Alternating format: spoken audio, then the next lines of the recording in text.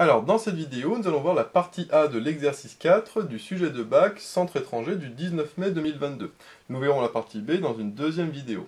Dans cette partie A, nous allons étudier une fonction, et dans la partie B, on étudiera une suite qui est basée sur la fonction qu'on a utilisée dans la partie A. C'est-à-dire que le résultat de la partie A sera réutilisé dans la partie B. Donc ici, on nous disait que pour tout x appartenant à 0, 1, 0 ouvert et 1 fermé, on pose la fonction f de x qui est égale à l'exponentielle de moins x plus ln de x. Et on nous demande tout d'abord de calculer la limite de f en 0. Donc ici, comme f est défini par une somme, on va regarder la limite de chaque terme et on va faire la somme si c'est pas une forme indéterminée. Si c'est une forme indéterminée, il faudra à ce moment-là faire des petites bidouilles, soit factoriser, soit développer, etc., etc.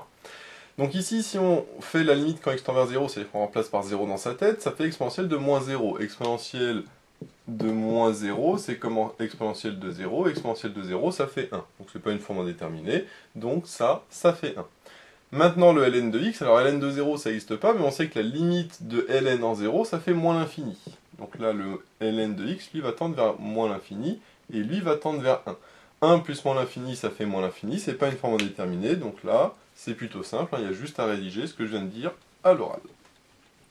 Donc ici, c'est vraiment un cas particulier, parce que d'habitude les suites, les limites sont toujours la plupart du temps indéterminées, ici c'est pas le cas, donc profitons-en. Donc on va dire la limite de ça, et puis par somme on fera la limite du total. Donc on peut dire que la limite de l'exponentielle de moins x quand x tend vers 0, je sais que c'est e de 0 qui fait 1, ça n'a pas particulièrement besoin de le justifier. Éventuellement, si on veut absolument justifier, on peut dire que e de moins x c'est 1 sur e de x. Or la limite de e de x en 0 c'est 1, puisque e de 0 ça fait 1, et 1 sur 1 ça fait 1. Donc ça c'est éventuellement, mais ici ça n'a pas trop d'intérêt. Ensuite, on va parler de la limite de ln. Donc la limite de ln de x quand x tend vers 0, ça on sait d'après le cours sur la fonction ln que c'est égal à moins l'infini. Et donc maintenant, comme j'additionne les deux, je vais dire par somme, la limite de la somme des deux, c'est-à-dire de f de x finalement, quand x tend vers 0, alors bien sûr sous-entendu 0+, on est sur 0,1, donc là c'est 0+, puisque de toute façon ln n'est définie qu'en 0+, et bien par somme, 1 plus moins l'infini, ça fait moins l'infini. Donc la limite est égale à moins l'infini. Donc ça, ici, c'est forcément une question préliminaire qui va être utilisée par la suite, parce que sinon elle n'a pas d'intérêt en lui-même. Donc sûrement quand on va faire le tableau de variation, parce que dans le tableau de variation, il faudra mettre les limites. Ensuite, on nous disait qu'on admettait que f était dérivable, donc ça c'est tant mieux parce que sinon il faudrait le démontrer, c'est pas très compliqué mais ça prend un petit peu de temps de rédaction. Donc on admet qu'elle est dérivable, et donc on va montrer que pour tout x appartenant à 0,1, f' de x est égal à l'expression qui est donnée ici. Donc ici, en effet, ça se simplifie bien puisque déjà on sait que f est dérivable, donc il n'y a pas besoin de le justifier. Donc on peut dire directement que pour tout x appartenant à 0,1, deux points, donc là, on peut dire un kf est dérivable. On peut dire aussi f est dérivable sur 0,1. Hop. Et donc, pour tout x appartenant à 0,1, eh bien, f' de x est égal à la dérivée. La dérivée de ça plus la dérivée de ça, parce que c'est une somme. La dérivée de u plus v, c'est u' plus v'. Exponentielle de moins x, c'est du style exponentielle de u. Et on sait que la dérivée de exponentielle de u, c'est u' de u, avec u ici qui est égal à moins x. Et donc la dérivée de moins x c'est moins 1, et donc je le mets devant, ça fait moins e de moins x. Ça c'est à faire attention, quand on dérive un exponentiel, il faut dériver ce qu'il y a à l'intérieur et mettre ce truc devant. Donc la dérivée de moins x c'est moins 1, donc je mets moins 1 devant. La dérivée de ln de x c'est 1 sur x, donc je mets plus 1 sur x. Alors là, je vais pas m'arrêter là, parce que si je m'arrête là, je vais pour la suite, après, généralement la dérivée, il faut le faire le tableau de signes. Or ici, faire le tableau de signes de ça, clairement, c'est pas possible, puisque c'est une somme. Et donc, c'est pour ça qu'on nous demande de le regrouper sous le même dénominateur. Donc ici, ça c'est sur rien du tout, ça c'est sur x, donc on va tout mettre sur x. Donc ici, il faut que je multiplie par x, donc ça fait moins x, e de moins x. Lui, il est déjà sur x, donc j'ai pas besoin de le mettre, c'est plus 1. Et là, j'ai juste à inverser le 1 et le moins x, e de moins x, c'est la même chose. Donc ça me fait 1 moins x, e de moins x, le tout divisé par x. Et donc j'ai bien f' de x qui est égal à ça. Donc ça, pareil, c'est une question qui est plutôt simple. La question 3, elle va être un tout petit peu plus compliquée parce qu'elle n'est pas très classique. On fait assez rarement le type de raisonnement qu'on va faire dans la question 3. Donc on va voir comment faire ce type de question. Ici, on nous demande de justifier que pour tout x appartenant à 0,1, parce que de toute façon, on est toujours sur cet intervalle, x de moins x est inférieur à 1. Alors là, pour faire ça, on a deux possibilités. Ce qu'on fait généralement, c'est que on pose une fonction, par exemple, qu'on va appeler g, et on dit g de x égale, alors x de moins x, mais moins 1. Pourquoi? Parce que si on fait x de x moins 1, ça doit être inférieur à 0. Donc le but, c'est de montrer que g de x est inférieur à 0, donc négatif.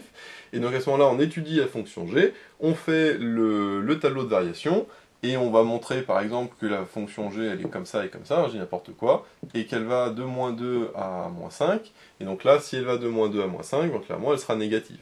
Bon, ça, c'est juste un exemple. Ici, c'est possible de faire ça, mais c'est un petit peu long. Cas particulier, on va faire une autre méthode.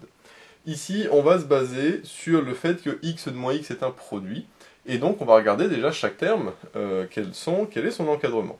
Ben, on sait que pour tout x appartenant à 0,1, ben, par définition, j'ai le x qui est inférieur ou égal à 1 est strictement positif. C'est-à-dire que le terme de gauche, donc x, est compris entre 0 et 1. Maintenant, e de moins x, c'est comment? Bah, d'abord, je vais faire multiplier par moins 1 pour avoir moins x. Donc attention, je multiplie par moins 1, donc il faut que je change le sens de l'inégalité. Donc là, le 0 devient 0, mais attention, je change. Et là, pareil, l'inférieur égal devient supérieur égal, et le 1 fois moins 1, ça fait moins 1. Maintenant, je vais appliquer la fonction exponentielle, qui est croissante, donc je ne change pas le sens de l'inégalité. Donc là, ça fait e de 0, là, ça fait e de moins x, et là, ça fait e de moins 1. Donc ça, c'est parce que la fonction qui a x associe e de x est croissante. Donc je ne change pas le sens de l'inégalité.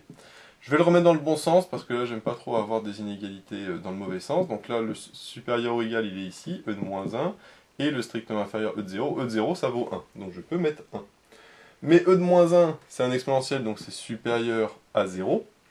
Et donc j'en déduis que e de moins x est compris strictement entre 0 et 1. Donc ça, c'est le deuxième facteur de mon x de moins x. Mais il ne faut pas oublier que j'avais le x du départ qui était lui aussi compris entre 0 et 1. Et donc si j'ai x, e de moins x, enfin j'ai x comprend entre 0 et 1 et e de moins x comprend entre 0 et 1, et bien par produit, je peux en déduire que x de moins x sera, alors strictement inférieur même on peut mettre. Pourquoi? Parce que pour que ce soit égal à 1, il faudrait que les deux soient égal à 1. Or lui ne peut pas être égal à 1, donc nécessairement c'est strictement inférieur à 1. Ça c'est une propriété, hein. Quand on a deux éléments compris entre 0 et 1, quand on les multiplie, forcément le résultat est compris entre 0 et 1. Alors ça peut pas être égal à 0, mais bon ici ça ne nous intéresse pas, mais parce qu'il n'y en a aucun des deux qui vaut 0, mais ça peut pas être égal à 1 non plus, parce qu'il n'y en a aucun des deux qui est égal à 1. Bien sûr, c'est un cas particulier, hein. Si on part entre d'autres nombres, c'est pas forcément la même chose. Mais là, on est dans un cas particulier, et donc à ce moment-là, pas de souci, je peux bien multiplier les termes. Voilà. Et donc, on a bien montré que x de moins x était strictement inférieur à 1.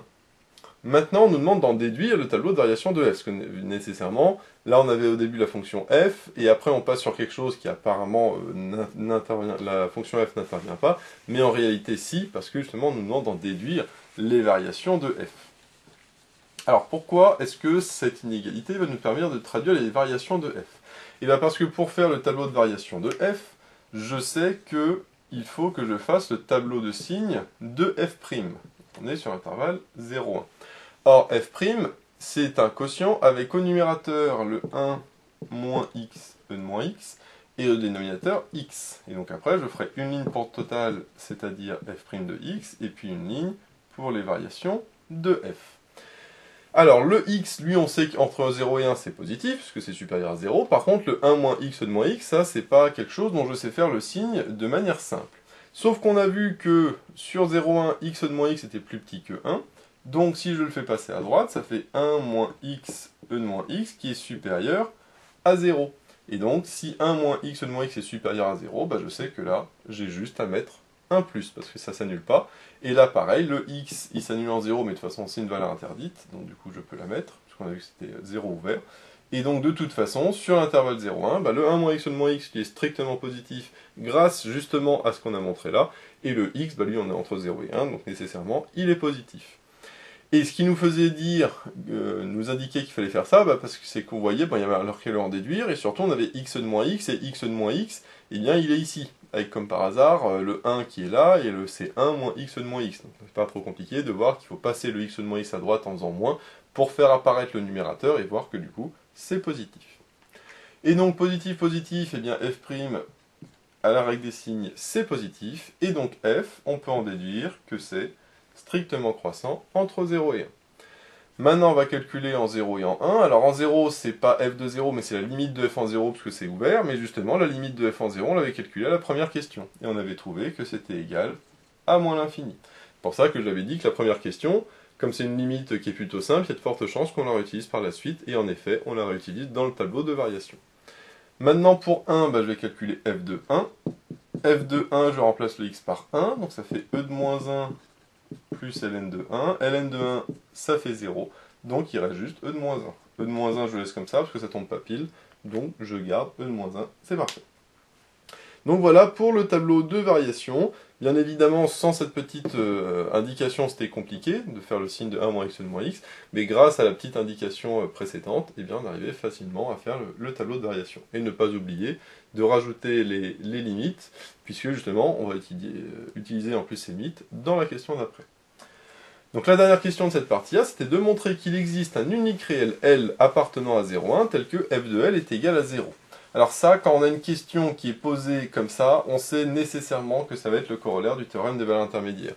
Dès que la question c'est montrer que l'équation f de x égale 0 admet une unique solution, ou qu'il existe un unique réel tel que f de L égale 0, ça c'est quasiment tout le temps le corollaire du théorème des valeurs intermédiaires. Donc pour utiliser le corollaire du théorème des valeurs intermédiaires, il y a 3 hypothèses à vérifier. Il faut déjà que la fonction soit continue, donc la fonction elle est continue parce qu'elle est dérivable, donc si elle est dérivable, elle est nécessairement continue, donc pas besoin de le redémontrer, on va juste dire elle est continue car dérivable. Ensuite, il faut aussi qu'elle soit strictement croissante ou strictement décroissante. Ici c'est le cas parce qu'on voit que sur l'intervalle 0,1, f est bien strictement croissante. Et le troisième élément, c'est que, comme l'équation c'est f de x égale 0, eh bien il faut que le 0 appartienne à l'intervalle image, c'est-à-dire que f passe par 0. Or f, comme il va de moins l'infini à exponentielle de moins 1, eh bien il va de quelque chose de négatif à quelque chose de positif, donc nécessairement, il va passer par 0. Grosso modo, si on fait sur un graphique, là ce que je viens de dire, c'est qu'on passe de quelque chose de négatif à positif.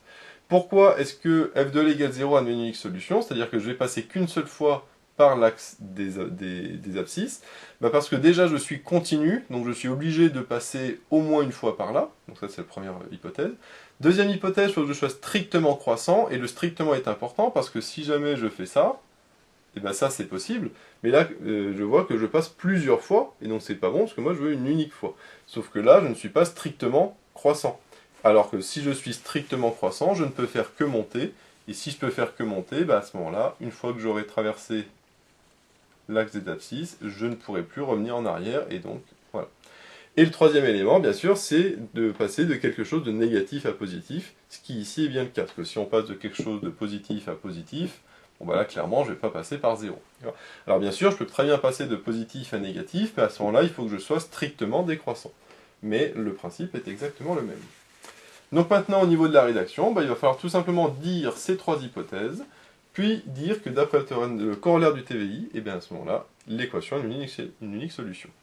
Donc les 3 hypothèses, on les redit. Alors toujours d'abord rappeler sur quel intervalle on travaille, parce que ça se trouve ce qu'on va dire n'est pas vrai sur d'autres intervalles.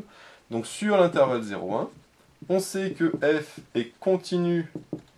Alors pourquoi elle est continue? Parce qu'elle est dérivable, donc on met continue car dérivable.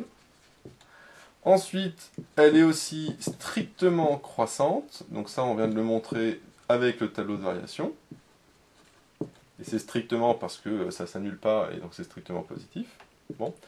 Et de plus, alors moi j'aime bien comme c'est quelque chose d'important de le mettre à la suite, de plus, alors, soit on dit que l'intervalle image c'est moins l'infini e de moins 1, soit on peut dire que la limite de f quand x tend vers 0 est égale à moins l'infini, et f de 1 est égal à e de moins 1, et 0 appartient bien à l'intervalle moins l'infini, e de moins 1. On peut mettre ici fermé, c'est pas faux. Hop. Alors pourquoi 0? Parce que c'est l'équation f de x égale 0. Si c'était l'équation f de x égale 5, eh bien il faudrait que 5 appartienne à l'intervalle, ce qui ici n'est pas le cas, puisque de moins 1, c'est pas plus grand que 5. Donc ça ne marcherait pas. Par contre, si on fait f de L égale moins 6, là oui, moins 6 est compris entre moins l'infini et e de moins 1, donc je le mettrai ici. Donc l'équation f de L égale moins 6 serait une unique solution. Donc ça, c'est les trois hypothèses. Et donc maintenant que j'ai les trois hypothèses, je vais utiliser le théorème, donc juste le dire, un peu comme le théorème de Pythagore. On dit d'après le théorème de Pythagore, là c'est le même principe. On dit donc d'après le corollaire du théorème de intermédiaire, attention, il faut bien dire le corollaire, et je vais expliquer après pourquoi, du théorème des valeurs intermédiaires, théorème je mets TH, pour théorème, il faut aller plus vite, du théorème des valeurs intermédiaires, ce qu'on appelle aussi le TVI, théorème des valeurs intermédiaires, en abrégé. Donc d'après le théorème des valeurs intermédiaires, l'équation f de L égale 0 admet une unique solution, et le unique est très important, une unique solution, mais attention, sur l'intervalle 0,1. Peut-être qu'il y a d'autres solutions ailleurs, mais comme depuis le début je suis sur l'intervalle 0,1, je sais que l'équation f de L égale 0 a une unique solution, ce qui revient à dire qu'il existe un unique réel L appartenant à 0,1, tel que f de L égale 0. J'aurais très bien pu réécrire cette phrase ici, généralement on l'écrit sous cette forme-là, mais après on peut dire donc il existe un unique réel L appartenant à 0,1, tel que f de L est égal à 0. Alors, c'est très important de dire le corollaire parce que juste le théorème de valeur intermédiaire nous dit que l'équation admet au moins une solution. Donc moi, je veux pas au moins, je veux une unique solution. Et je peux utiliser le corollaire parce que la fonction est strictement croissante. Si elle est juste croissante tout court ou juste décroissante, ça ne marche pas. Je ne peux pas utiliser le corollaire, je peux juste utiliser le théorème. Mais le fait que ce soit strictement croissant, je peux utiliser le corollaire du théorème des valeurs intermédiaires. Et à ce moment-là, je peux dire que l'équation admet une unique solution. Mais il faut justifier qu'elle est strictement croissante ou strictement décroissante. Donc voilà pour cette partie A, et dans la partie B, on verra une suite en plus un petit peu particulière, qui est basée sur la fonction f, et on va utiliser ce qu'on a montré sur la fonction f, notamment cette dernière question, afin de montrer des propriétés sur la suite en question. Donc voilà, j'espère que cette vidéo vous sera utile. N'hésitez pas à vous abonner pour être au courant des nouvelles vidéos qui sortiront. J'ai mis le lien dans la description vers l'énoncé de l'exercice, ainsi que vers d'autres exercices sur des sujets de bac. J'ai également mis le lien vers la page Tipeee où vous pouvez soutenir Méthode Math. Et moi je vous dis à bientôt pour de nouvelles vidéos.